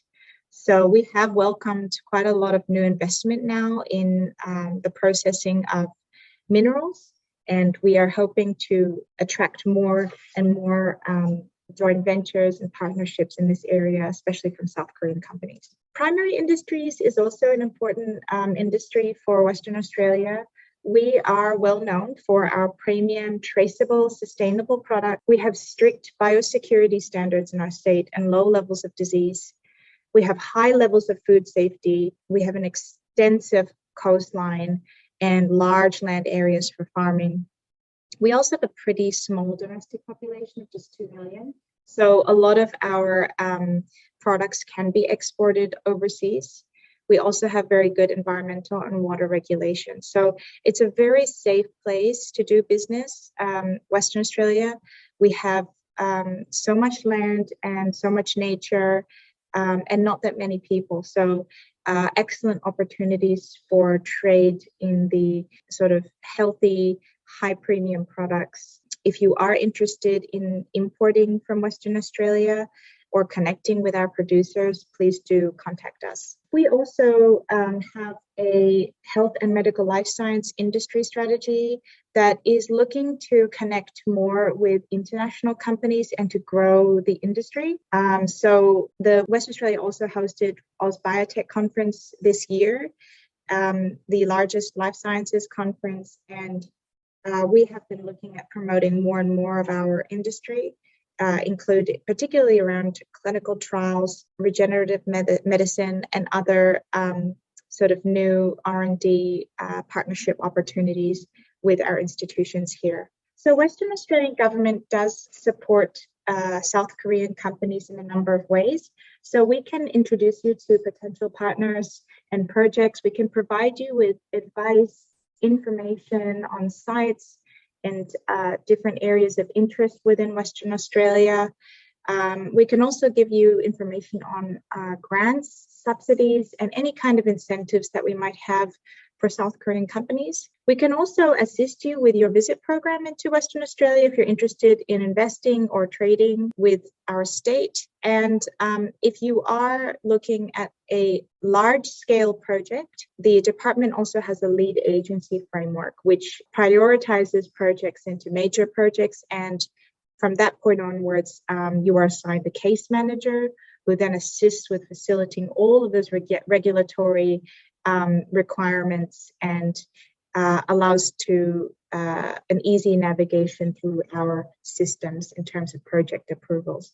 So we do have various levels of support, but we do encourage you to get in touch with our office here in Seoul. So we have 4 staff here in the Seoul office, and we are here to answer any questions, connect you with potential stakeholders in Western Australia. So please do reach out to us. We're contactable here on this email address or phone number. 감사합니다. Thank you very much for your time. 다음은 한호 무역 유망 상품과 이번에 대사관에서 새로 발간된 한호 수입 규제 매뉴얼에 대해 살펴볼 시간입니다. 먼저 코트라 시드니 무역관에서 조사 업무를 맡고 계신 전희정 과장님의 호주 수출 유망 품목에 대한 발표가 있겠습니다. 이어 H&H 로열스의 조호가 변호사님께서 한호 수입 규제 매뉴얼에 대해 발표해 주시겠습니다.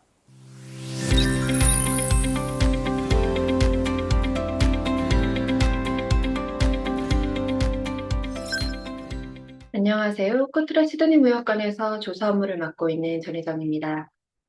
오늘 소개해드릴 2023년도 대호주 수출 유망 품목은 친환경 모빌리티, 4차 산업, 그리고 K소비재 관련 품목이며 이와 함께 최근 호주에서 주목받고 있는 서비스에 대해서도 소개해드리도록 하겠습니다. 첫 번째로 소개해드릴 품목은 친환경 모빌리티에 해당하는 전기자동차와 전기자동차 충전기, 그리고 전기자전거입니다. 지난 5월 정권 교체가 이루어지며 호주는 현재 급진적인 기후변화 대응 정책을 추진 중입니다.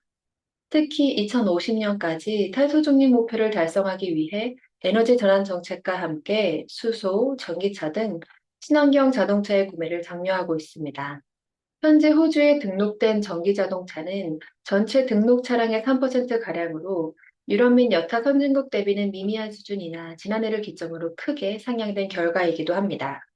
제한적 모델과 인프라의 부족으로 아직은 시장 형성 초기 단계이나 호주 정부의 적극적인 지원책과 함께 구입 가능한 전기차 모델이 지속 확대되고 있으며 충전 인프라 또한 빠르게 구축될 전망으로 관련 시장은 지속 성장세를 이어갈 것으로 예상됩니다. 또한 공공 인프라는 물론 개인 주택과 아파트, 기업에서의 전기자동차 충전기 및 부품의 수요가 예상되어 우리 기업의 진출 기회 확대가 기대됩니다. 다음 품목은 전기자전거입니다. 웰빙에 대한 관심 증가와 자전거 공유 서비스의 확대, 유가 상승 및 환경에 대한 인식 증대로 전기자전거로 출퇴근을 하거나 배달 및 여가 생활을 즐기는 사람들이 늘고 있습니다. 호주의 전기자전거 판매는 지난 5년간 연평균 800%의 성장을 기록하였으며 코로나19 팬데믹을 기점으로 수입량 또한 크게 증가하였습니다. 특히 한국으로부터의 수입은 올해 큰 폭 상승해 9월 누계 기준 전년 동기 대비 3,200% 이상 늘었습니다.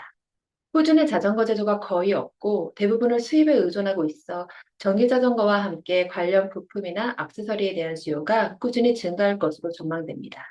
다음은 4차 산업 관련 상품 및 서비스로 서빙 로봇, 스마트 물류, 홈에너지 관리 시스템입니다. 호주는 코로나19로 지난 2년여간 국경 봉쇄 정책을 시행하였습니다.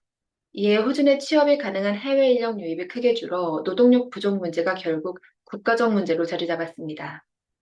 구인난 해소의 일환으로 로보틱스 산업이 재조명되며 기존 제조, 의료, 농업 등 일부 산업에 집중되어 있던 수요가 서비스 부문으로까지 확대되었습니다.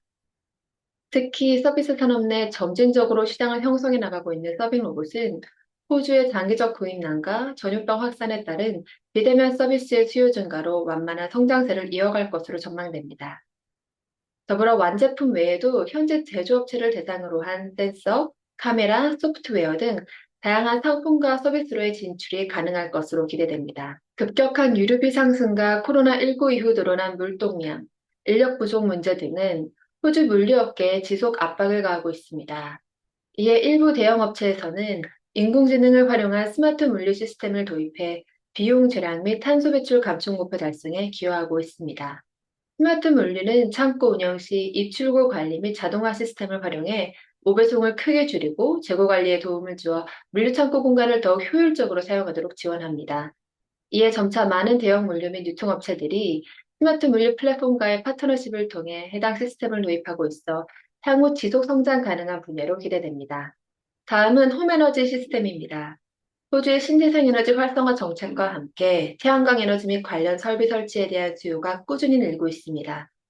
특히 스마트 에너지에 대한 니즈가 증가하며 각종 하드웨어와 소프트웨어, 클라우드 및 IoT 기술을 통해 가정에서 생산되는 전기를 효율적으로 제어하는 홈에너지 관리 시스템에 대한 관심이 높아지고 있습니다. 이는 가정의 에너지원과 온수 및 난방 시스템, 가전제품과 같은 전력 소비원을 IoT 기술로 네트워크화하여 자동 제어하는 시스템으로 고객이 앱 또는 웹을 활용해 관리가 가능하도록 지원합니다. 최근 에너지 비용 급증에 따른 가정용 배터리와 태양광 패널 설치의 확대로 이에 대한 수요는 지속 늘어날 것으로 전망됩니다.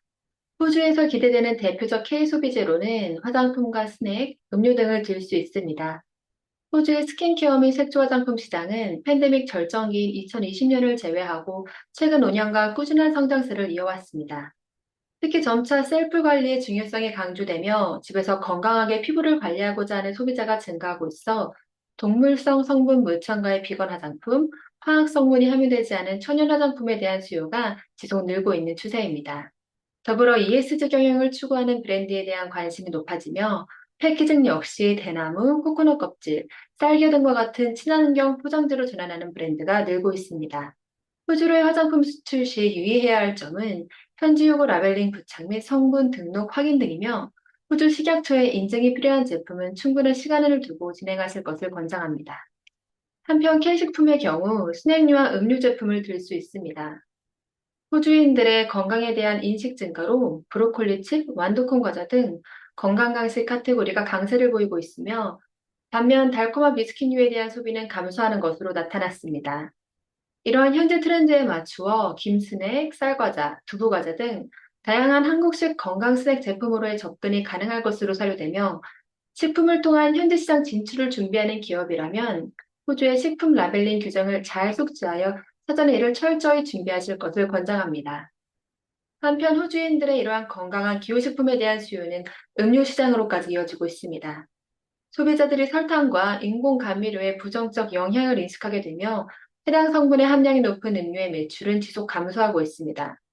특히 코카콜라, 환타와 같은 고당도 음료의 판매는 지속 감소세에 있으며 무설탕, 다이어트 드링크 등의 저당도 음료의 인기가 꾸준히 상승하는 추세입니다. 최근 호주에서 주목받는 음료로는 100% 천연 성분, 무방부제, 무설탕, 저칼로리 수제 음료 등을 들 수 있으며 이 외에도 프로바이오틱스, 비타민 D와 같은 건강보조 기능 첨가물을 가미한 음료 역시 다양하게 출시되고 있습니다. 다음은 서비스 산업으로 인프라 및 건설, 사이버 보안, 음식 배달 플랫폼을 들 수 있습니다. 경기 회복을 위한 호주 정부의 인프라 및 건설 부문 지원이 확대됨에 따라 중장기 프로젝트가 다수 진행되고 있습니다. 특히 호주 전역의 노후한 교통과 도로 개선을 위한 대규모 프로젝트가 진행 중이며 공공 인프라 확장 및 개보수 사업도 꾸준히 진행되고 있습니다. 한편 이미 호주 내 굵직한 프로젝트에 한국계 대형 건설 기업들이 적극적으로 참여하고 있어 이를 기반으로 설계, 조달, 시공, 투자 등 현재 인프라 및 건설 부문에 대한 우리 중소기업들의 참여 기회 확대가 기대됩니다. 다음은 사이버 보안 서비스입니다. 최근 호주에서 대기업을 대상으로 한 연이은 사이버 공격이 발생하며 사이버 안보가 중요한 화두로 떠오르고 있습니다. 5G 보급 촉진에 따른 온라인 쇼핑과 핀테크 시장의 성장, 그리고 중소기업의 디지털화는 기업과 개인을 대상으로 한 온라인 범죄와 개인정보 유출의 위험을 증가시켰습니다. 무엇보다 코로나19 이후 재택근무가 급증하면서 호주 기업의 절반 이상이 사이버 범죄에 노출되고 있어 보안의 중요성이 더욱 강조되고 있습니다. 이에 호주 정부와 기업에서는 지속 관련 예산을 확대하는 추세이며 전문 인력 부족에 따른 서비스의 아웃소싱 수요 역시 꾸준히 늘어나고 있습니다. 마지막으로 소개해드릴 서비스 분야는 배달 플랫폼입니다. 호주의 음식 배달 플랫폼 사용은 코로나19 이후 20% 이상 늘었으며 신속성과 편의성을 중요시하는 MZ세대 소비자들 사이에서 특히 인기가 높은 것으로 나타났습니다. 이에 글로벌 프랜차이즈, 대형 슈퍼마켓 체인, 고급 레스토랑에서는 온라인 음식 배달 플랫폼과의 협업을 통해 앞다퉈 관련 서비스를 도입하고 있습니다. 해당 시장 진입에 관심이 있는 우리 기업이라면 차별화된 마케팅 전략과 새로운 서비스 모델, 그리고 획기적인 모바일 앱 개발 등을 통해 진출 기회를 모색해 볼 수 있을 것으로 사료됩니다. 올해 RCEP이 본격 발효되며 한국과 호주를 포함한 15개 참여국 사이의 경제 및 무역 협력 확대가 기대되고 있습니다. 해당 협약은 참여국들 간 관세 장벽을 낮추고 공통의 무역 및 투자 규범을 수립해 교역 활성화를 이뤄내는 것이 핵심으로 호주 정부 역시 기존의 FTA보다 자유화 요소가 강화된 해당 협약을 통해 역내 상품 및 서비스의 무역 증진을 기대하고 있습니다. 이러한 호주의 적극적 대외 교역 행보에 힘입어 우리 기업 역시 현지의 니즈와 트렌드에 부합한 다양한 상품과 서비스로 호주 시장 진출을 시도해 볼 수 있을 것으로 기대됩니다. 감사합니다.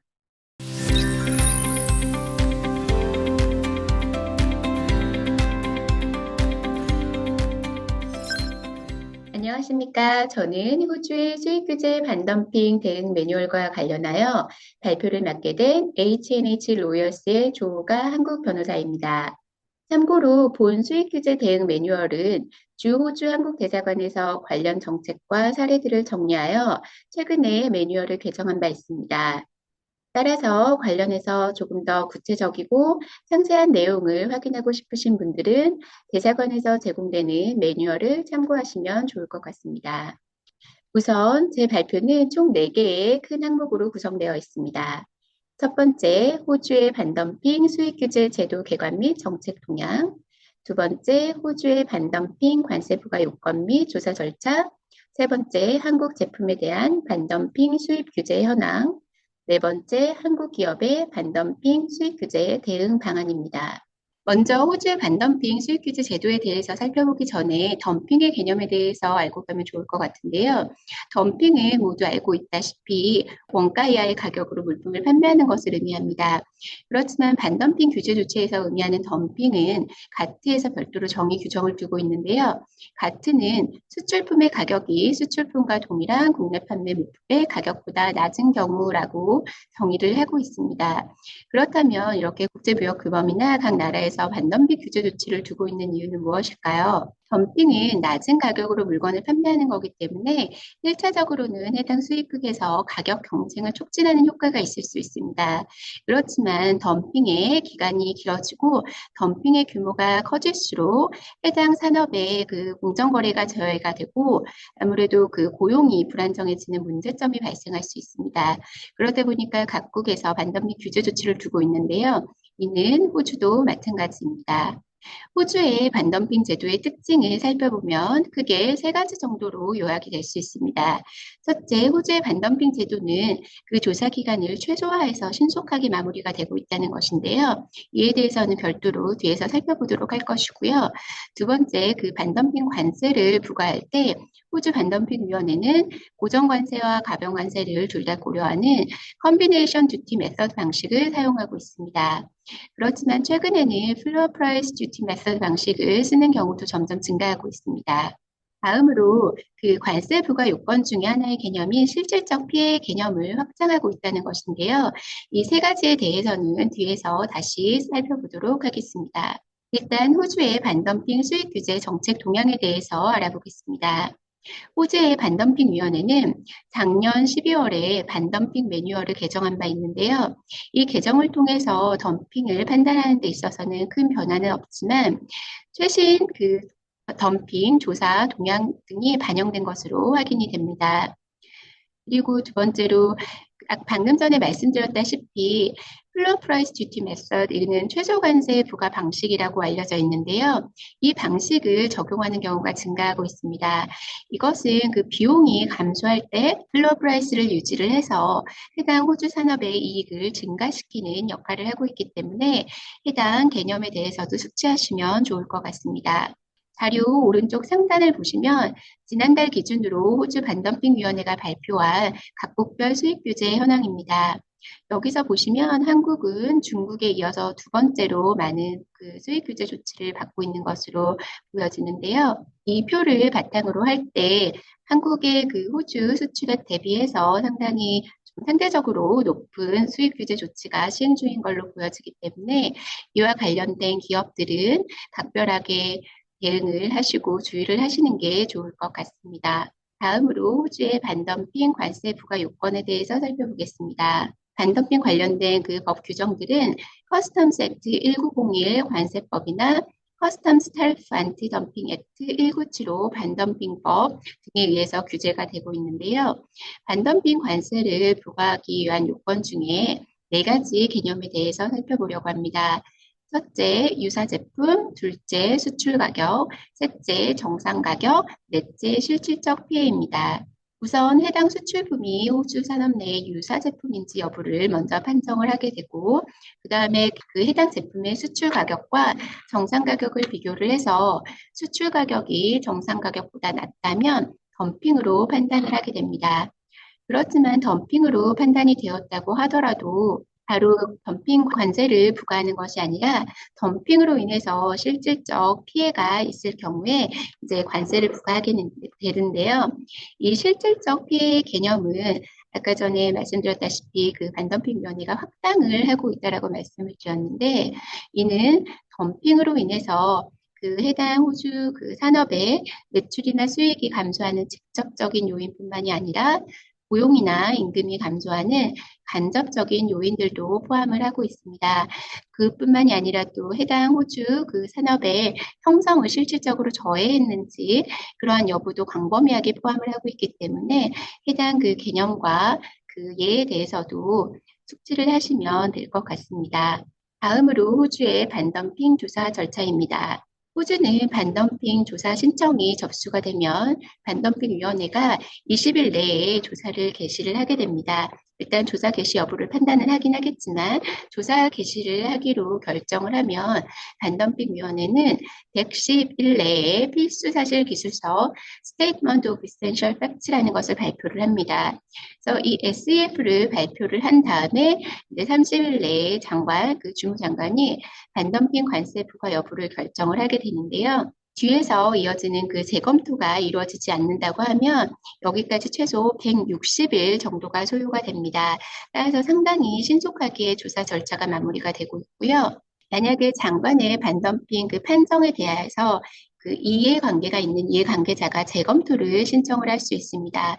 이 이해관계자는 그 재검토위원회 안티덤핑 리뷰 패널에 이제 장관의 그 판정이 있은 30일 이내에 재검토를 신청을 할 수가 있는데 만약에 이 재검토위원회가 이제 검토 보고서를 제출을 하게 되면 이제 주무장관은 다시 30일 내에 최종적으로 반덤핑 여부를 판단을 하게 되어 있습니다.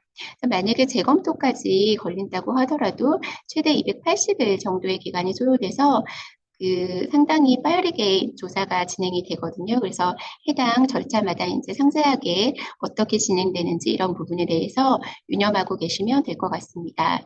다음으로 한국 제품에 대한 반덤핑 관세 부과 조치 현황입니다. 호주 반덤핑위원회가 지난달에 발표한 기준에 의하면 한국에 대해서는 지금 현재 7건의 반덤핑 조치가 시행 중입니다. 그중에 철강과 금속에 대부분 집중이 되어 있는데요. 이는 한국뿐만이 아니라 다른 각국의 수입 규제 현황을 봐도 알루미늄이나 철강과 같은 그런 철강 금속 제품의 70% 이상이 집중되어 있는 것을 알 수가 있습니다.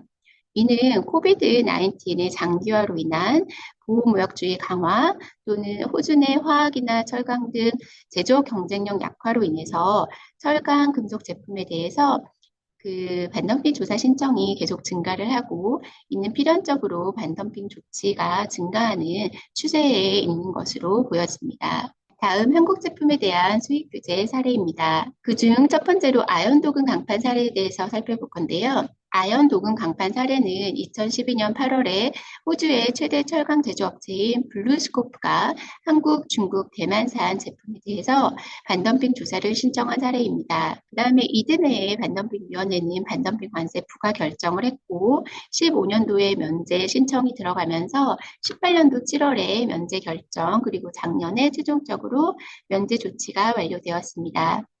이 사례는 하나의 동일한 HS 코드에 하나의 덤핑 방지 관세를 산정한다는 원칙, 이 원칙에 따라서 하나의 그 동일한 특정 용도의 제품에 관세를 부과하게 되면 모든 용도의 제품에 먼저 관세를 부과를 하고 해당 그 동일한 코드를 사용하더라도 그 산업에 실질적 피해를 입히지 않은 것으로 보이는 다른 그 용도의 제품들에 대해서는 별도로 면제 심사 절차에 따라서 면제 조치를 할 수 있음을 알 수 있는 사례인데요. 따라서 이 사례에 비추어 볼 때 관세가 부과된다고 하더라도 별도로 이렇게 면제 심사 절차라든지 이렇게 다툴 수 있는 절차가 있음을 알아두시면 될 것 같습니다. 두 번째는 정밀강관 사례입니다. 이 정밀강관 사례는 비교적 최신 사례인데요. 2020년에 호주의 정밀강관 제조사가 반덤핑 조사를 한국, 중국, 베트남, 대만산 제품에 대해서 신청했습니다. 그리고 그 이듬해인 8월에 반덤핑위원회는 베트남과 대만산 제품에 대해서는 혐의 불충분으로 조사 종료 결정을 한 반면 그 다음 달에는 한국과 중국산 제품에 대해서는 반덤핑 관세 부과 결정을 했는데요. 반덤핑위원회가 베트남과 대만산 제품에 대해서 조사 종료 결정을 하면서 밝힌 사유를 보면 해당 기업들이 충분한 자료를 통해 성실하게 조사에 협조했고 해당 제품으로 인해서 그 호주 산업 내 실질적 피해가 없었다라고 밝히고 있습니다. 그래서 그 부분에 우리가 유의를 해야 될 것 같은데요. 왜냐하면 반덤핑위원회는 그 반덤핑 조사를 할 때 협력적인 수출업체와 비협력적인 수출업체를 분류를 해서 비협력적인 수출업체로 분류가 되면 고율의 관세를 부과하는 경향이 있습니다. 그래서 그 반덤핑 조사가 만약에 시작이 되면 해당 절차별로 잘 숙지를 해서 해당 기업의 대응 방안을 사전에 수립해서 충분하게 이제 그 의견 제시를 해서 이제 반덤핑 관세를 회피할 수 있도록 대응하는 것이 바람직할 것으로 생각됩니다. 다음 마지막으로 한국 기업의 반덤핑 수입 규제 대응 방안입니다. 첫째, 사전 수출 대응 전략을 수립을 해야 될 것인데요. 이는 당연히 가격이나 제품 차별화 전략을 포함하는 것이지만 만약에 너무 낮은 가격으로 제품을 판매하는 전략을 세운다면 이는 결국 덤핑 제소의 결과로 이어질 수 있습니다. 따라서 고품질을 바탕으로 해당 국가의 그 반덤핑 제조 동향을 잘 확인을 해서 수출량이나 수출 가격을 적립하는 전략을 세워야 될 것 같고요. 다음으로 수출 제품의 호주 내 수요 기업, 이제 수입 기업들이 되겠죠. 이들이 조사 시에 그 반덤핑 조사 시에 이해관계자로서 제품의 그 필요성이라든지 수입의 필요성 또는 제품의 차별성 그리고 그 호주 산업에 실질적 피해를 끼치지 않았다라는 그런 유용한 진술을 해줄 수 있는 역할이나 기능을 할 수 있기 때문에 이들과도 긴밀하게 협력 관계를 유지하는 것이 좋을 것으로 판단됩니다. 다음 그 반덤핑 절차 대응 방안인데요. 호주 내에서 반덤핑 조사는 말씀드렸던 것처럼 신속하게 진행이 되기 때문에 그 해당 절차를 잘 숙지하셔야 됩니다. 그리고 이 조사가 시작이 되면 수출업체 질의서라는 거를 작성을 하게 되는데 이 내용은 상당히 방대하고 또 내용이 또 상세해서 작성하는 데 시간이 오래 소요가 됩니다. 따라서 해당 자료에 대해서 충분하게 내용을 파악을 하고 신속하게 의견을 제시할 수 있는 것이 매우 바람직한데요.